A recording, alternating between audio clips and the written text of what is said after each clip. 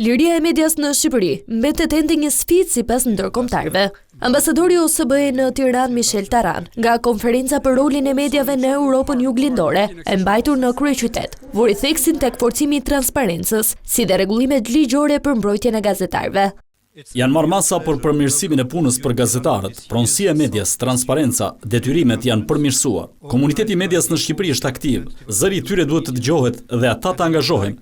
Nevojitet punë për të forcuar transparencën dhe mbrojtjen ligjore. Gazetarët duhet të punojnë në kushte më të larta dhe brenda etikës. Prezenca e OSBE-s do të vazhdojë të punojë më shumë për forcimin e rolit të gazetarëve. Thuajse në të njëjtën linjë ishte edhe ministri i jashtëm Ferit Hoxha, i cili pranoi se teksa rregullimi ligjor është i mundur, implementimi i saj është sfida e vërtetë.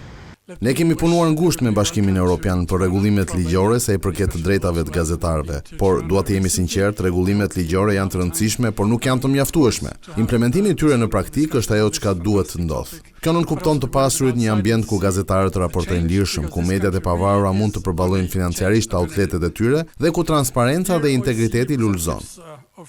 Pjesë e panelit ishte edhe përfaqësuesi i OSBE për lirinë e medias Jan Brathu, që vuri në dukje se liria e medias është e domosdoshme për demokracinë.